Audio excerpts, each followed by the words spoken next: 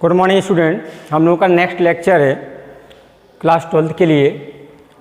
हम लोगों ने बेसिकली डेफिनेशन पढ़ ली थी इलेक्ट्रिक पोटेंशियल की। इलेक्ट्रिक पोटेंशियल की डेफिनेशन आई थी the amount of work done to bring a unit positive charge from infinite to a fixed point in uniform electric field is known as electric potential. किसी भी unit positive charge को infinite से किसी एक fixed point तक लाने में जितना अमाउंट ऑफ वर्क डन करना पड़ रहा है उसी अमाउंट ऑफ वर्क डन को हम लोगों ने क्या बोला था, इलेक्ट्रिक पोटेंशियल। वहाँ से हम लोगों की डेफिनेशन के अकॉर्डिंग फॉर्मूला आया था इलेक्ट्रिक पोटेंशियल का V equals to 1/4 pi epsilon naught Q upon R, where R is distance of observation point, distance of observation point from charge. R क्या होती है? आर चार्ज से उस पॉइंट तक की डिस्टेंस होती है जिस पॉइंट पर हमें इलेक्ट्रिक पोटेंशियल की वैल्यू को फाइंड करना है। अब इसके बाद हमारी अगली हेडिंग आती है electric potential due to an electric dipole. पहले जो भूल गए हूँ मैं उनको बता दूँ। Definition of electric dipole, electric dipole की डेफिनेशन आई थी if two equal and opposite charges are placed very close to each other then this combination is known as electric dipole. कहने का मीनिंग अगर दो इक्वल एंड अपोजिट चार्जेस एक दूसरे के बहुत पास पास रखे हों तो इसी कॉम्बिनेशन को ही हम लोगों ने बोला था इलेक्ट्रिक डाइपोल। अब इलेक्ट्रिक डाइपोल में भी बेसिकली अगर हमें इलेक्ट्रिक पोटेंशियल फाइंड करना है तो उसके लिए टू पोजीशन होती हैं। एक होती है एक्सियल पोजीशन, सेकंड होती है को एक्सियल पोजीशन। तो हमें यहाँ पर फाइंड करना है electric potential, electric potential due to an electric dipole. किसी भी इलेक्ट्रिक डाइपोल की वजह से हमें इलेक्ट्रिक पोटेंशियल फाइंड करना है। इसमें हमारी फर्स्ट हेडिंग आती है, इसका फर्स्ट पोर्शन आता है एट एक्सियल पोजीशन। हमें क्या करना है, एक्सियल पोजीशन पर फाइंड करना है इलेक्ट्रिक डाइपोल, एक्सियल पोजीशन पर फाइंड करना है electric potential due to an electric dipole. अब इसको ध्यान से समझना। मैंने सपोज कर लिया कि ये एक इलेक्ट्रिक डाइपोल है, ये प्लस क्यू या फिर ये माइनस क्यू चार्ज और ये प्लस क्यू चार्ज। इसी कॉम्बिनेशन को हम बोलते हैं इलेक्ट्रिक डाइपोल। दोनों के बीच की डिस्टेंस को हम लोग हमेशा सपोज करके चलते हैं 12। अगर मैं यहाँ पर सपोज कर लूँ कि ये इसका सेंटर पॉइंट O है तो सेंटर पॉइंट से यहाँ तक की डिस्टेंस हो जाएगी L। सिमिलरली सेंटर पॉइंट से यहाँ तक की डिस्टेंस भी क्या होगी, L, क्योंकि ये क्या है, हमारा मिडिल पॉइंट है। इस पॉइंट को मैंने सपोज कर लिया A, इस पॉइंट को B। अब देखो एक्सियल का मीनिंग क्या होता है। एक्सियल का मीनिंग होता है कि इन दोनों को ज्वाइन कराने वाली लाइन के अलोंग या इन दोनों को ज्वाइन कराने वाली जो एक्सिस है उसी एक्सिस के अलोंग किसी पर्टिकुलर पॉइंट पर हमें फाइंड करना है इलेक्ट्रिक पोटेंशियल। ठीक है, मैंने इसके सेंटर पॉइंट से ऑब्जर्वेशन पॉइंट तक की डिस्टेंस को सपोज कर लिया स्मॉल r। अब ज़रा ध्यान दो, तो इसके मतलब BP डिस्टेंस हमारी कितनी आई, ये टोटल डिस्टेंस r, उसमें से L डिस्टेंस निकल गई, BP डिस्टेंस हमारी आ जाएगी r माइनस L। सिमिलरली अगर मैं AP डिस्टेंस की बात करूं तो AP डिस्टेंस आ जाएगी हमारी r प्लस L। अब यहाँ पर एक बात मैं आपको बता दूं कि जैसे हम लोग इलेक्ट्रिक फील्ड इंटेंसिटी फाइंड की थी हम लोगों ने ड्यू टू इलेक्ट्रिक डाइपोल, वहाँ पर हम लोगों ने क्या किया था, वहाँ पर हमने ड्यू टू नेगेटिव चार्ज निकाली थी electric field intensity, due to positive charge भी निकाली थी इलेक्ट्रिक फील्ड इंटेंसिटी, फिर वहाँ से हमने उनका वेक्टर एडिशन किया था। लेकिन यहाँ पर हम वेक्टर एडिशन नहीं करेंगे। क्यों? क्योंकि हमें पता है कि इलेक्ट्रिक पोटेंशियल एक स्केलर क्वांटिटी है। Electric potential is a scalar quantity. इसका मतलब हम यहाँ पर जो एडिशन करेंगे वो नॉर्मल एडिशन होगा। तो अगर मैं बात करूँ electric potential at point P, तो यहाँ पर माइनस क्यू चार्ज की वजह से भी इलेक्ट्रिक पोटेंशियल होगा एंड प्लस क्यू चार्ज की वजह से भी इलेक्ट्रिक पोटेंशियल होगा। इसके बाद हम दोनों के पोटेंशियल को ऐड कर देंगे तो हमारा यहाँ पर निकल आ जाएगा नेट या टोटल पोटेंशियल। अब यहाँ पर ध्यान रखना कि जब भी आप पोटेंशियल का फॉर्मूला अप्लाई करो तो अगर चार्ज पॉजिटिव है तो उसे फॉर्मूले में पॉजिटिव लेना है, और अगर चार्ज नेगेटिव है तो उसे भी हम फॉर्मूले में नेगेटिव ही लेंगे। समझ गए? क्योंकि ये क्या है, एक स्केलर क्वांटिटी है। तो क्या करना है, अगर चार्ज पॉजिटिव है तो उसे हम पॉजिटिव लेंगे, और अगर चार्ज नेगेटिव है तो हम उसे नेगेटिव लेंगे। इतना समझ में आ गया? चलिए अब हम अपना डेरिवेशन स्टार्ट करते हैं। हम सबसे पहले फाइंड करेंगे electric potential due to plus Q charge. तो हम फाइंड करेंगे potential due to plus Q charge. मैंने मान लिया कि इसका पोटेंशियल V1 है, तो V1 इक्वल टू वैल्यू आ जाएगी 1/4πε0 Q अपॉन। अब देखो मैंने क्या बोला था, फॉर्मूला होता है Q अपॉन R, और R होती है distance of observation point from charge. हम यहाँ पर V1 जो फाइंड कर रहे हैं किसकी वजह से, ड्यू टू प्लस Q, और प्लस Q से पॉइंट P तक की डिस्टेंस है R माइनस L। तो यहाँ पर हमारी R की प्लेस पर डिस्टेंस क्या आएगी, R minus L, equation number second. Similarly हम फाइंड करेंगे potential due to minus Q charge. हमने उसको सपोज कर लिया पोटेंशियल V2 है, तो V2 इक्वल्स टू वैल्यू आ जाएगी 1/4πε0 माइनस क्यू। मैंने अभी ये बताया कि जब हम पोटेंशियल फाइंड करेंगे तो अगर चार्ज पॉजिटिव है तो उसे पॉजिटिव लेना है, और अगर चार्ज नेगेटिव है तो हम उसे नेगेटिव ही लेंगे। ठीक, तो यहाँ पर चार्ज नेगेटिव है तो हमने उसको नेगेटिव ले लिया, अपॉन डिस्टेंस होती है R, लेकिन कहाँ से कहाँ तक, चार्ज से लेके ऑब्जर्वेशन पॉइंट तक की डिस्टेंस, और यहाँ पर माइनस क्यू चार्ज से लेके ऑब्जर्वेशन पॉइंट तक की डिस्टेंस है R प्लस L। तो हमारी वैल्यू आ जाएगी अपॉन में R plus L, equation number second. अगर मुझे यहाँ पर नेट पोटेंशियल फाइंड करना है, नेट या टोटल पोटेंशियल, मैंने आपको पहले ही बता चुका हूँ कि यहाँ पर जो पोटेंशियल होगा due to minus Q charge भी होगा and due to plus Q charge भी पोटेंशियल होगा। तो यहाँ पर net potential V equals to आ जाएगा V1 प्लस V2, दोनों की वैल्यू को पुट कराओ, then V equals to 1/4πε0 Q upon R minus L plus 1/4πε0 minus Q upon R plus L।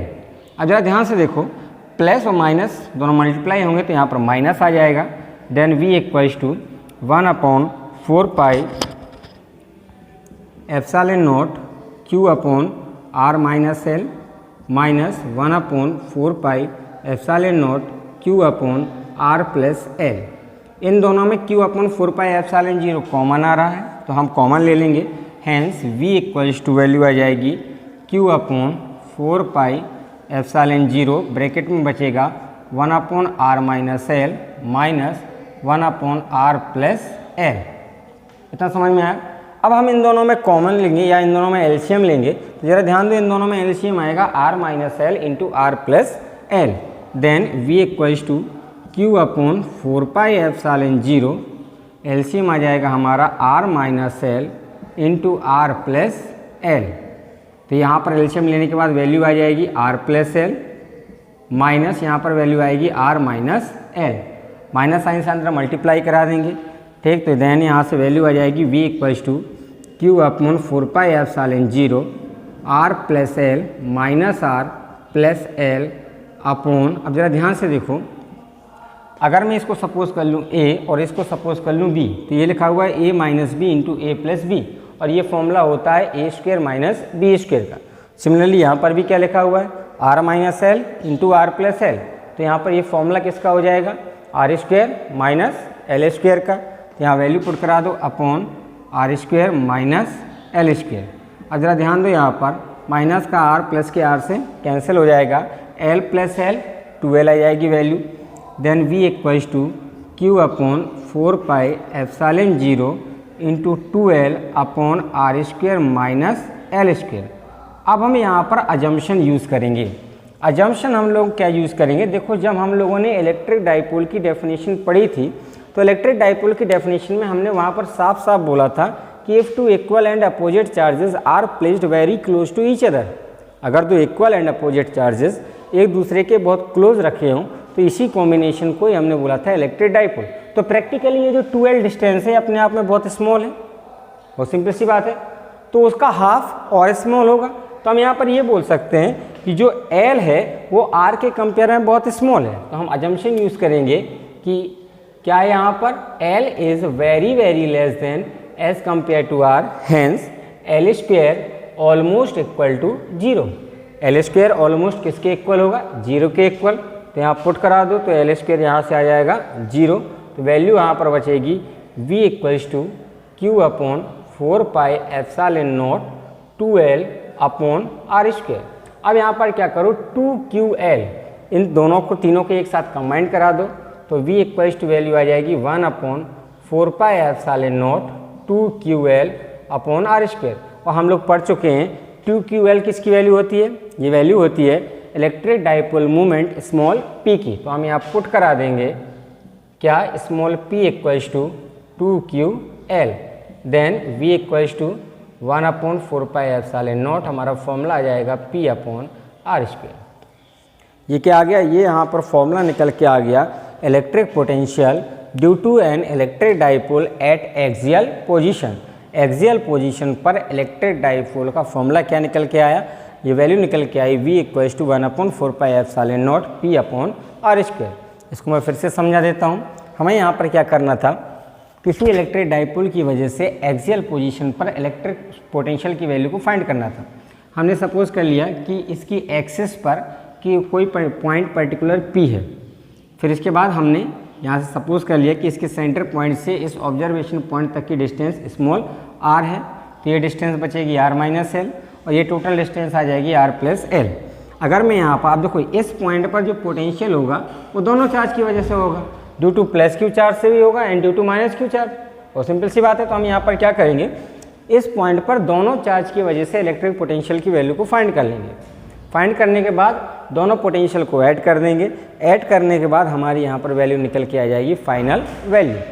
इतना समझ में आ गया।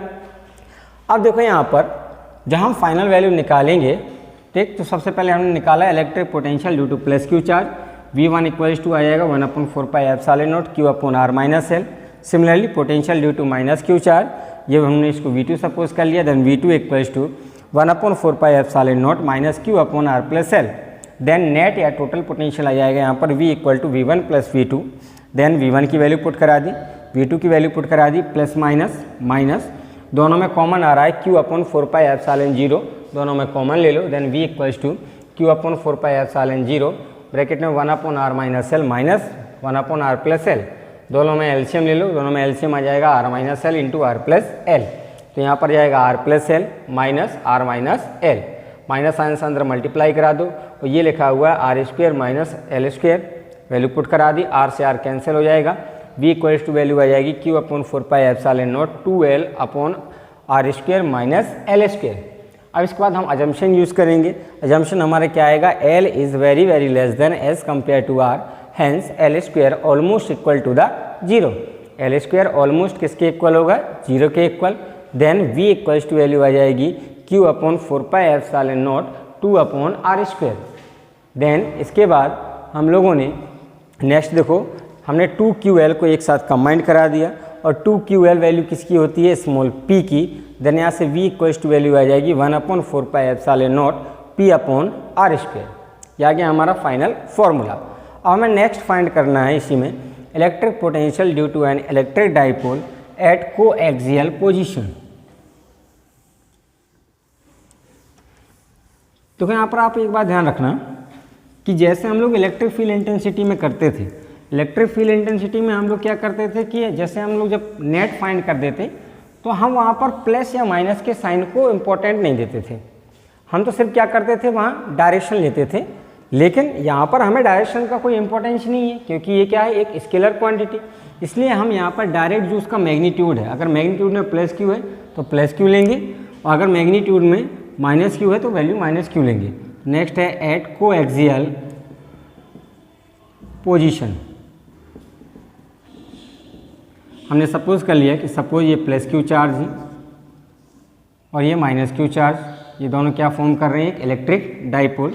दोनों की डिस्टेंस 2l, ये सेंटर पॉइंट O है तो ये डिस्टेंस l और ये डिस्टेंस भी हमारी होगी l। हमें कहाँ पर फाइंड करना है, कोएक्सियल पोजीशन पर। तो मैंने सपोज कर लिया कि इसकी एक्सिस से परपेंडिकुलर कोएक्सियल पर एक पॉइंट P है, तो हमें इस पॉइंट P पर फाइंड करना है इलेक्ट्रिक पोटेंशियल। मैंने इसको ज्वाइन करा दिया। इस डिस्टेंस को हमने सपोज कर लिया स्मॉल r, ये पॉइंट A और ये पॉइंट B। अच्छा, मैं अगर पॉइंट A से पॉइंट P तक की डिस्टेंस को निकालूं, ठीक, डिस्टेंस AP, ज़रा ध्यान से देखो, ट्रायंगल AOP, कौन सा ट्रायंगल? ट्रायंगल AOP, ये एक राइट एंगल ट्रायंगल है। तो अगर हम यहाँ पर पाइथागोरस थ्योरम अप्लाई करा दें तो वहाँ से हमारी AP इक्वल्स टू वैल्यू आ जाएगी √r² प्लस l²। सिमिलरली अगर मैं डिस्टेंस BP निकालूं तो उस कंडीशन में डिस्टेंस आएगी √r² प्लस l²। मतलब कि ये डिस्टेंस भी हमारी कितनी आ गई? √r² प्लस l², और ये डिस्टेंस भी हमारी निकल के आ गई √r² प्लस l²। अब यहाँ पर जो फिर से पिछले वाले केस की तरह इस पॉइंट P पर नेट पोटेंशियल क्या होगा? Potential due to plus Q charge plus potential due to minus Q charge, दोनों चार्ज की वजह से यहाँ पर पोटेंशियल होगा। देन हम यहाँ पर फाइंड करेंगे potential due to plus Q, हमने सपोज कर लिया V1, then V1 equals to value आएगी 1/4πε0 Q upon √r² plus l²। Similarly अगर मैं फाइंड करूं potential due to minus Q, तो यहाँ से वैल्यू निकल के आ जाएगी V2 equals to 1/4πε0 minus Q upon √r² plus l²। तो यहाँ पर अगर इस पॉइंट P पर नेट पोटेंशियल फाइंड करूँ, नेट पोटेंशियल, तो इसकी वैल्यू सपोज कर लो V है, तो V इक्वल्स टू वैल्यू आ जाएगी V1 प्लस V2, दोनों की वैल्यू यहाँ पर पुट कराओ, तो V equals to 1/4πε0 Q upon √r² plus l², then plus 1/4πε0 minus Q √r² plus l²।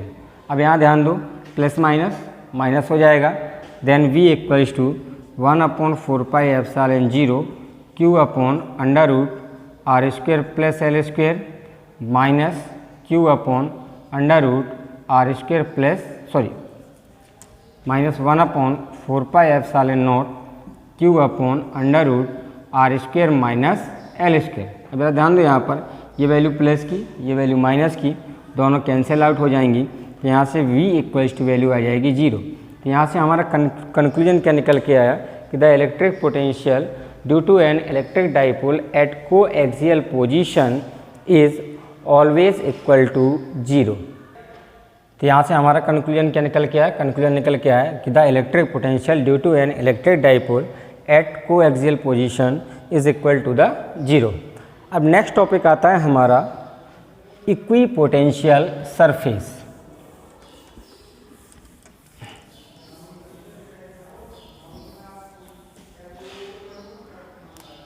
Next topic है इक्विपोटेंशियल सरफेस। देखो, अगर हम इसके नाम से ही देखें तो यह है इक्विपोटेंशियल सरफेस। इक्वी से हो गया equal,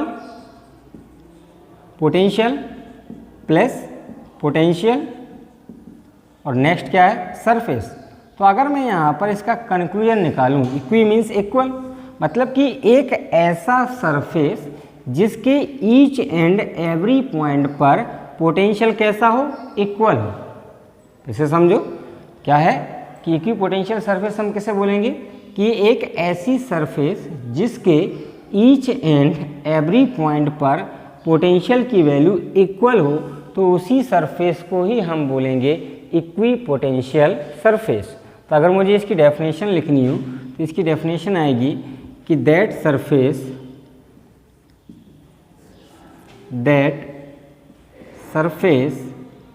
at which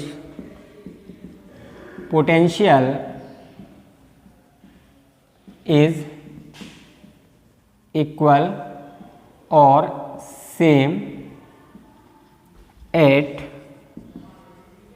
each and every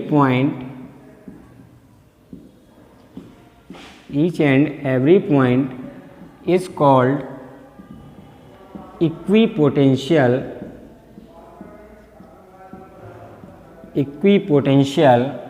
surface. क्या बोला गया है? ऐसी सरफेस जिसके हर एक पॉइंट पर पोटेंशियल इक्वल हो तो उसी सरफेस को ही हम बोलेंगे इक्वी पोटेंशियल सरफेस। अब समझो यहाँ पर कि सपोज ये एक हॉलो स्फीयर है, सपोज ये एक हॉलो स्फीयर है और मुझे इस हॉलो स्फीयर को इक्वी पोटेंशियल सरफेस बनाना है। ये हॉलो सरफेस है और इस हॉलो सरफेस को मैं ये चाहता हूँ कि ये मेरा इक्वी पोटेंशियल सरफेस बने। तो मैं यहाँ पर इस सरफेस के बाहर या अंदर चार्ज को कहाँ पर रखूँ ताकि ये एक इक्वी पोटेंशियल सरफेस बन जाए। अब देखो कैसे हम कंक्लूजन निकालेंगे कि हम चार्ज को किस पॉइंट पर रखें। बेसिकली चार्ज का फॉर्मूला होता है V = 1/4πε0 Q upon R, where R is distance of observation point from charge. R क्या है? चार्ज से ऑब्जर्वेशन पॉइंट तक की डिस्टेंस। तो हमें एक ऐसा पॉइंट खोजना पड़ेगा जिस पॉइंट से इस सरफेस के ईच एंड एवरी पॉइंट की डिस्टेंस इक्वल हो।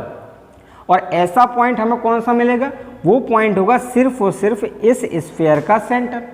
तो अगर मैं इस स्फीयर के सेंटर पर +Q चार्ज रख दूं तो देखो इस चार्ज से यहाँ तक की डिस्टेंस भी वही होगी स्मॉल r। सपोज कर लीजिए इसकी रेडियस स्मॉल r है, इस पॉइंट की भी डिस्टेंस स्मॉल r, सिमिलरली इस पॉइंट की भी डिस्टेंस स्मॉल r, सिमिलरली इस पॉइंट की डिस्टेंस भी स्मॉल r, इस पॉइंट की डिस्टेंस भी स्मॉल r, इस पॉइंट की डिस्टेंस भी स्मॉल r। तो हम ये कंक्लूजन ये निकलता है हमारा कि अगर ये चार्ज कहाँ पर रखा हो, इस स्फीयर के सेंटर पर रखा हो, तो इसके सेंटर से सरफेस पर हर एक पॉइंट पर देखो डिस्टेंस इक्वल है। अगर मैं फिर पोटेंशियल का फॉर्मूला अप्लाई करूँ तो यहाँ पर भी वही आएगा V = 1/4πε0 Q अपॉन R। यहाँ पर भी पोटेंशियल वही आएगा, यहाँ पर भी पोटेंशियल वही आएगा। तो इसका मतलब हर एक पॉइंट पर यहाँ पोटेंशियल क्या आएगा? इक्वल आएगा। तो अब हम इससे बोल सकते हैं कि ये हमारा क्या फॉर्म हो गया? ये हमारा फॉर्म हो गया इक्वी पोटेंशियल सरफेस। देखो जरा, क्योंकि हमें देखो क्या मिल रहा है, इसके हर एक पॉइंट पर पोटेंशियल की वैल्यू कैसे मिल रही है? सेम। तो अगर क्वेश्चन आ जाए कि सपोज आपको एक ऐसा सरफेस बनाना है जो कि इक्वी पोटेंशियल है, तो उसके लिए चार्ज को कहाँ प्लेस्ड करना चाहिए, कहाँ रखना चाहिए? तो बहुत कॉमन सी बात है, चार्ज हम कहाँ रखेंगे? उस स्फीयर के सेंटर पर। अब नेक्स्ट आता है properties of equipotential surface. देखो ये जो इक्वी पोटेंशियल सरफेस है इसकी कुछ प्रॉपर्टीज़ होती हैं, ठीक। तो हम इसकी जितनी भी प्रॉपर्टीज़ हैं उन सारी प्रॉपर्टीज़ को पढ़ेंगे। नेक्स्ट है properties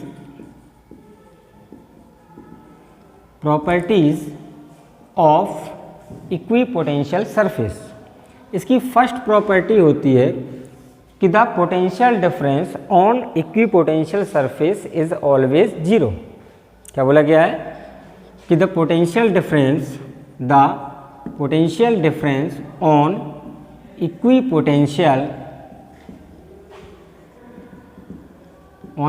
potential surface is always equal to zero. क्या बोला गया है कि इक्वी पोटेंशियल सरफेस पर अगर हमें किन्हीं भी 2 पॉइंट्स के बीच में पोटेंशियल डिफरेंस फाइंड करना हो तो हमेशा वहाँ पर पोटेंशियल डिफरेंस की वैल्यू कैसी होगी? जीरो होगी। मैं अब आपको प्रूफ करके बता दे रहा हूँ।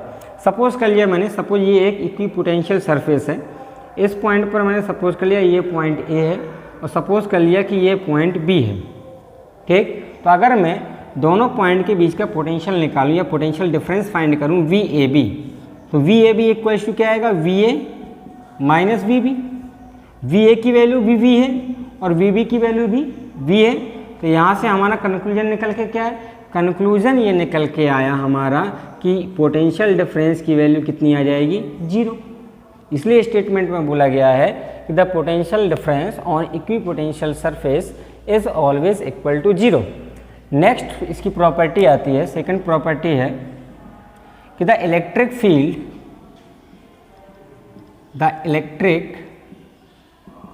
Field lines is always perpendicular to equipotential surface। क्या बोला गया है, यहाँ पर हमें बोला गया है कि इक्विपोटेंशियल सरफेस पर जितनी भी इलेक्ट्रिक फील्ड लाइंस होंगी या फिर इलेक्ट्रिक फील्ड होगी वो हमेशा उस सरफेस के परपेंडिकुलर होगी। अब जरा ध्यान देखो, यहाँ पर हमने इसको इक्विपोटेंशियल सरफेस कैसे फॉर्म किया, जब हमने इसके सेंटर पर पॉजिटिव चार्ज रखा है।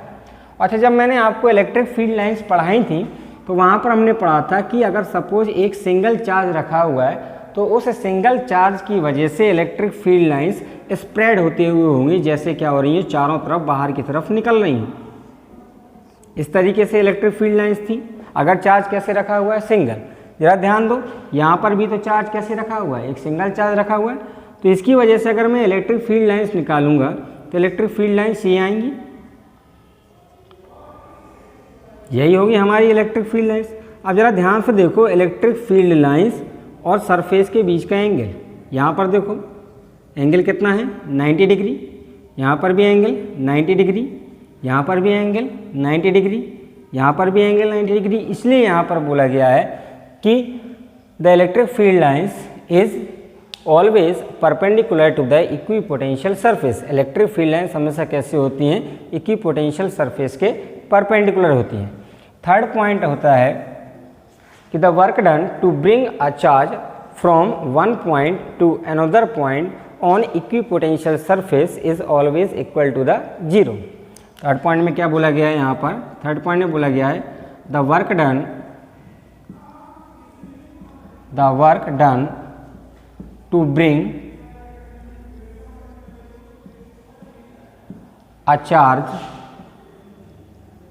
From one point to other point on equipotential surface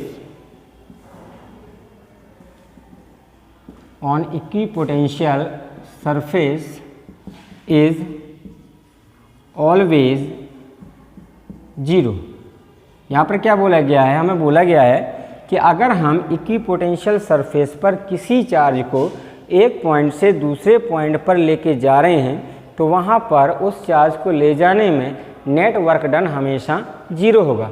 देखो कैसे होगा, वर्क का फॉर्मूला होता है वर्क डन इक्वल्स टू, हमने सपोज कर लिया कि हम चार्ज को ए से बी लेके जा रहे हैं, कहाँ से, from point A to B, ठीक। तो उस कंडीशन में देखो जरा, वर्क डन अगर मैं निकालूँ W A B equals to आ जाएगा, डब्ल्यू इक्वल्स टू होता है वी इंटू क्यू, कौन से फॉर्मूले से, V equals to W upon Q फॉर्मूले से। तो यहाँ से डब्ल्यू इक्वल्स टू वैल्यू आ जाएगी वी इंटू क्यू, मतलब वी कौन सा आएगा, ए एंड बी का potential difference V A B. और हमें पता है इक्विपोटेंशियल सरफेस पर किन्हीं भी 2 पॉइंट्स के बीच में पोटेंशियल डिफरेंस हमेशा जीरो होता है। तो इसका मतलब वी ए बी की वैल्यू क्या है, जीरो। यहाँ पुट कराओ तो W A B equals to zero into Q, तो वर्क डन यहाँ से आ जाएगा हमारा जीरो। तो कंक्लूजन हमारा वही निकल के आया कि the work done to bring a charge from one point to another point on equipotential surface is always zero, हमेशा क्या रहेगा, जीरो रहेगा। तो यहाँ पे आ गई हमारी तीनों प्रॉपर्टीज़, किसकी, properties of equipotential surface. First property क्या है, फर्स्ट प्रॉपर्टी है यहाँ पर the potential difference on equipotential surface is always equal to zero. Equipotential surface पर हमेशा पोटेंशियल डिफरेंस जीरो होगा। सेकेंड पॉइंट है electric field lines is always perpendicular to the equipotential surface. Electric field lines हमेशा equipotential surface के perpendicular होंगी। Third property आ गई हमारी the work done to bring a charge from one point to other point on equipotential surface is always equal to zero. क्या बोला गया है कि इक्विपोटेंशियल सरफेस पर किसी भी चार्ज को एक पॉइंट से दूसरे पॉइंट तक ले जाने में जितना amount of work done use हो रहा है वो हमेशा क्या होगा, जीरो होगा। अब नेक्स्ट हेडिंग आती है electric potential energy of system of two charges. हमें क्या करना है, सपोज करना है कि सपोज एक 2 चार्ज का सिस्टम दिया हुआ है, हमें उन 2 चार्ज के सिस्टम के लिए इलेक्ट्रिक पोटेंशियल एनर्जी फाइंड करनी है कि 2 चार्ज के सिस्टम के लिए इलेक्ट्रिक पोटेंशियल एनर्जी क्या होगी। तो हम यहाँ पर हेडिंग है हमारी electric potential energy potential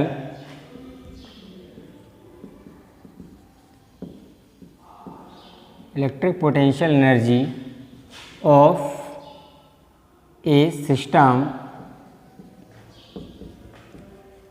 of two charges का एक सिस्टम दिया हुआ है, हमें उसी के लिए हमें फाइंड करना है इलेक्ट्रिक पोटेंशियल एनर्जी। पहले समझो इलेक्ट्रिक पोटेंशियल एनर्जी की डेफिनेशन क्या होती है। इलेक्ट्रिक पोटेंशियल एनर्जी की डेफिनेशन होती है कि the amount of work done to bring the charges from infinite to located at a particular point, या फिर हम ये बोल सकते हैं कि the amount of work done to bring charges from infinity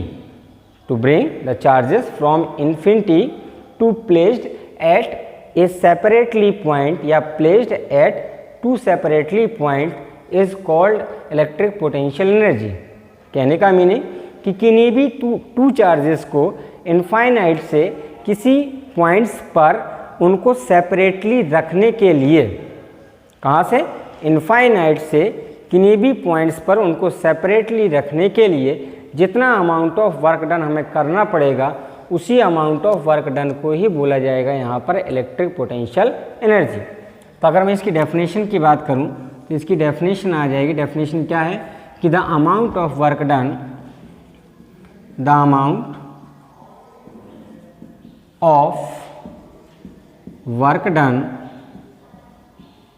to bring charges from infinity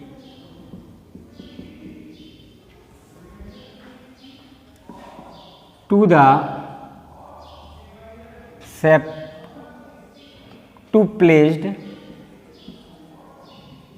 placed at separately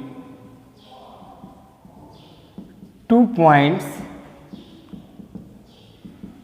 is called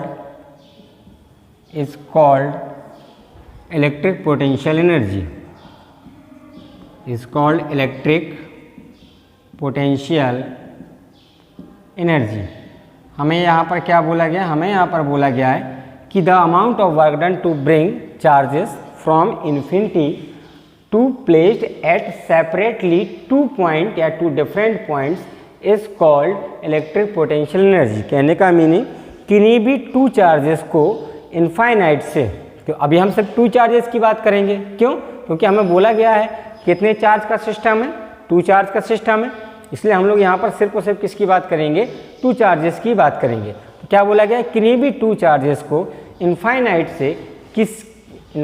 से लाके उनको सेपरेटली अलग अलग पॉइंट पर रखने में जितना अमाउंट ऑफ वर्क डन करना पड़ेगा उसी अमाउंट ऑफ वर्क डन को हम बोलेंगे electric potential energy of a system of two charges. अब देखो हमें इसका डेरिवेशन करना है या इसके लिए फॉर्मूला निकालना है। अब उसके पहले एक बात ध्यान रखना, वर्क का फॉर्मूला होता है V इंटू क्यू, ठीक है, क्या होगा, V इंटू क्यू। अब देखो समझो अभी यहाँ पर कोई भी इलेक्ट्रिक फील्ड नहीं है, कोई भी इलेक्ट्रिक पोटेंशियल नहीं है।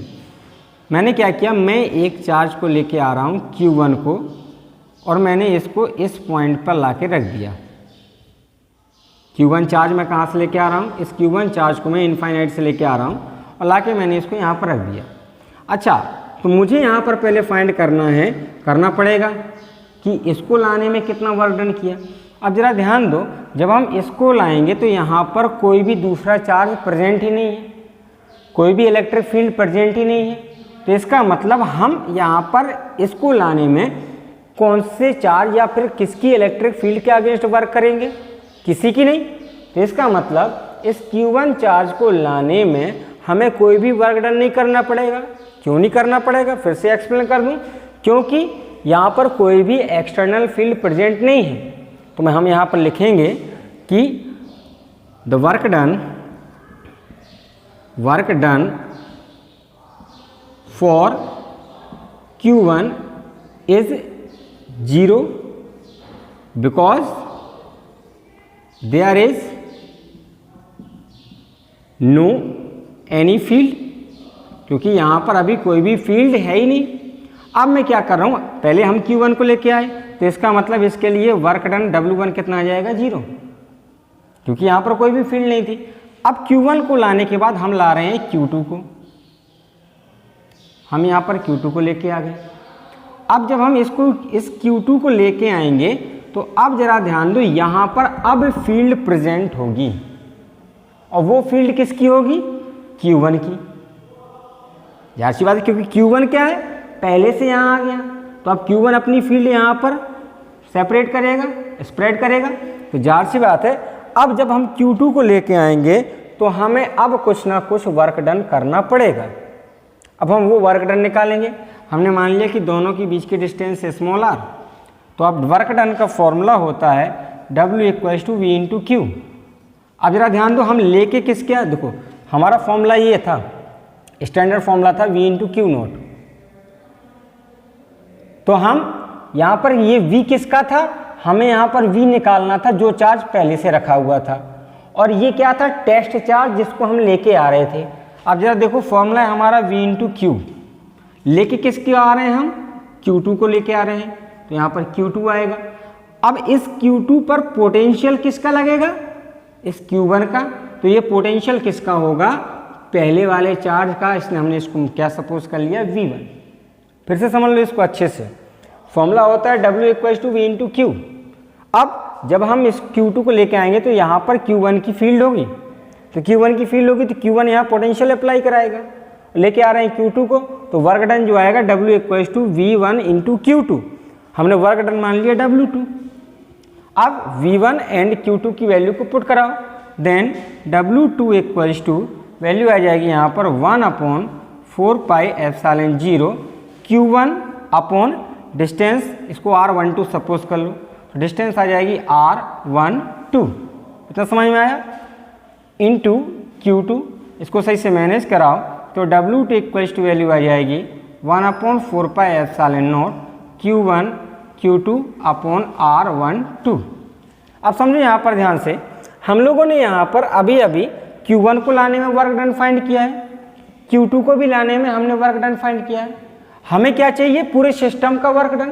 तो अगर मैं इस पूरे सिस्टम का वर्क डन फाइंड करूं तो मुझे दोनों के वर्क डन को ऐड करना पड़ेगा। तो मैं अगर यहाँ पर निकालूं नेट वर्क डन, तो हमारा नेट वर्क डन W = आ जाएगा W1 + W2। दोनों की वैल्यू यहाँ पर पुट कराओ, तो W = वैल्यू आ जाएगी क्या, 0 W1 की वैल्यू प्लस इसकी value 1/4πε0 Q1 Q2 upon R12। Then यहाँ से इसको सही से मैनिपुलेट करा दो, तो हमारा वर्क डन आ जाएगा 1/4πε0 Q1 Q2 अपॉन R12। और इसी यहीं पर हमें बोला गया कि जो अमाउंट ऑफ वर्क डन है वही किस में कन्वर्ट होता है, एनर्जी में।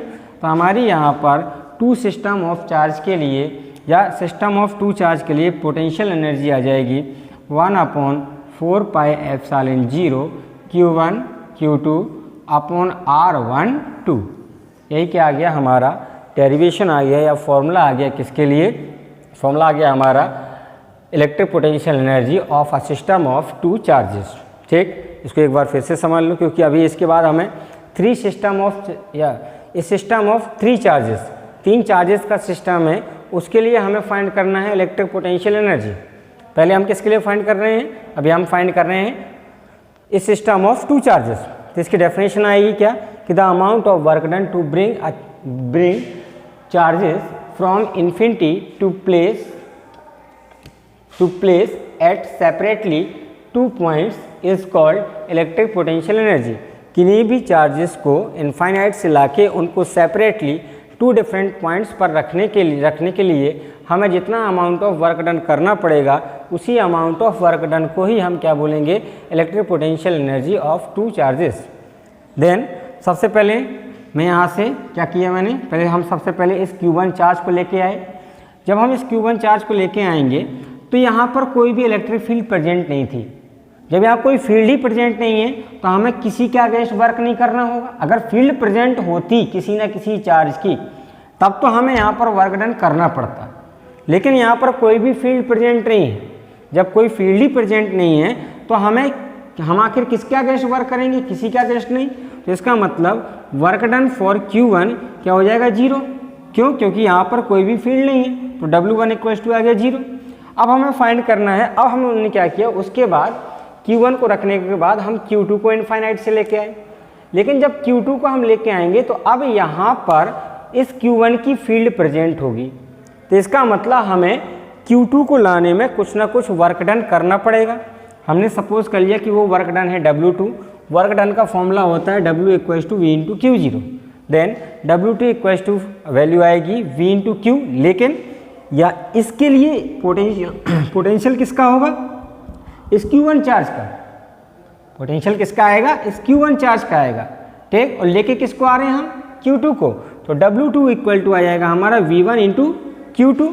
V1 की वैल्यू पुट करा दो, तो W2 = 1/4πε0 Q1/R12। हमने इस डिस्टेंस को सपोज कर लिया, डिस्टेंस बिटवीन 1 और 2, इसको हमने मान लिया R12।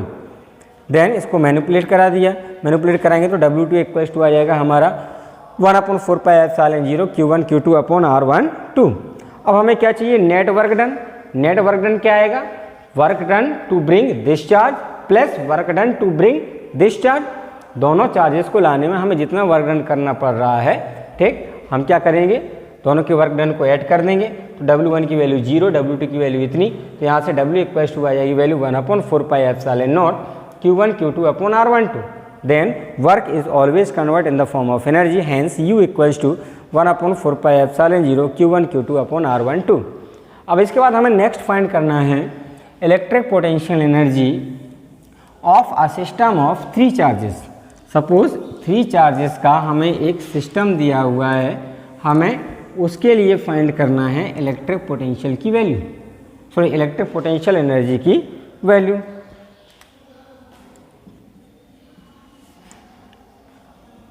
Of system of 3 charges, ठीक। अब देखो यहाँ पर हमें यहाँ पर 3 चार्जेस के लिए फाइंड करना है। एक चार्ज हमने सपोज कर लिया Q1 है, सेकेंड चार्ज हमने सपोज कर लिया Q2 और थर्ड चार्ज हमने सपोज कर लिया Q3 है। सबसे पहले मैं क्या कर रहा हूँ, इस Q1 चार्ज को लेके आ रहा हूँ। मैंने इस Q1 चार्ज को यहाँ पे लाके रख दिया। अब जरा ध्यान दो, मुझे जब मैं इस Q1 चार्ज को लेके आऊँगा तो मुझे अब यहाँ पर कोई भी फील्ड प्रेजेंट नहीं है, तो इसका मतलब इसको लाने में मुझे कोई भी वर्क डन नहीं करना पड़ेगा। तो इसके लिए वर्क डन कितना आ जाएगा, W1 = 0, और सिंपल सी बात है। अब मैं क्या कर रहा हूँ, एक सेकंड चार्ज को लेके आ रहा हूँ Q2 को, और मैंने इस Q2 को इन्फाइनाइट से लेके आया और यहाँ पर रख दिया। अब मुझे यहाँ पर इस Q2 को लाने में वर्क डन करना पड़ेगा, क्योंकि जब ये Q2 आया है तब वहाँ पर पहले से कौन सा चार्ज प्रेजेंट है, Q1 चार्ज वहाँ पर ऑलरेडी प्रेजेंट है, और सिंपल सी बात है। तो इसका मतलब मुझे इसको लाने में वर्क डन फाइंड करना पड़ेगा, वर्क डन कुछ ना कुछ करना पड़ेगा। तो यहाँ पर वर्क डन आ जाएगा W2 फॉर्मूला होता है V × Q, लेकिन अभी इसके लिए पोटेंशियल किसका आएगा, फर्स्ट चार्ज का, ठीक। और चार्ज कौन सा लेके आ रहे हैं हम, Q2, तो W2 आ गया V1 × Q2। दोनों के बीच की डिस्टेंस को यहाँ हमने सपोज कर लिया R12। अब इसके बाद हम एक थर्ड चार्ज को लेके आ रहे हैं इनफाइनाइट से, और मैंने इसको कहाँ पर रख दिया, यहाँ पर रख दिया Q3 को। अब यहाँ पर सबसे इम्पोर्टेंट इसके लिए समझो Q3 के लिए, जब मैं Q3 को लेके आऊँगा तो यहाँ पर पहले से अब Q2 के लिए ओनली Q1 की फील्ड थी, लेकिन जब Q3 को लेके आएंगे तो यहाँ पर Q1 की फील्ड भी होगी एंड Q2 की भी फील्ड होगी, Q1 की भी फील्ड होगी एंड Q2 की भी फील्ड होगी। मतलब हम ये बोल सकते हैं Q1 का भी यहाँ पोटेंशियल होगा एंड Q2 का भी पोटेंशियल होगा। तो इसका मतलब यहाँ पर अगर मैं वर्क डन फाइंड करूँ W3, तो जो पोटेंशियल आएगा वो दोनों का आएगा, किसका, पहले वाले चार्ज का भी और प्लस दूसरे वाले चार्ज का भी, क्योंकि टोटल पोटेंशियल अब यही आ जाएगा, potential of this plus potential of Q2। और चार्ज किसको कौन सा लेके आ रहे हैं, Q3। इनकी डिस्टेंस को सपोज कर लो, यह डिस्टेंस मैंने सपोज कर ली R23 और ये डिस्टेंस को मैंने सपोज कर लिया R31। इतना समझ में आ गया। तो अगर मुझे नेट वर्क डन फाइंड करना है तो यहाँ net work done net work done हमारा आ जाएगा W equals to W1 plus W2 plus W3। तीनों के वर्क डन को ऐड करना पड़ेगा। अगर मैं किसकी बात कर रहा हूँ, अभी यहाँ एक सिस्टम की बात हो रही है, तो अगर हम सिस्टम की बात करें तो यहाँ पर तीनों चार्जेस का वर्क डन हमें ऐड करना पड़ेगा। तो नेट वर्क डन आ जाएगा हमारा W equals to W1 plus W2 plus W3। तीनों की वैल्यू को पुट कराओ, देन यहाँ से W इक्वल्स टू W1 कितना है 0 प्लस W2 की value V1 into Q2 and W3 की वैल्यू आ जाएगी V1 plus V2 into Q3। V1 और V2 की वैल्यू को पुट कराओ, देन W इक्वल्स टू, देखो V1 इक्वल्स टू क्या आएगा, V1 आएगा D2 plus Q1 charge, distance R12, तो वैल्यू आ जाएगी 1/4πε0 Q1 और पहले से क्या है Q2 और डिस्टेंस अपॉन में R12 प्लस सिमिलरली यहाँ पर ही V1 की वैल्यू 1/4πε0 Q1 अपॉन R12, ठीक। और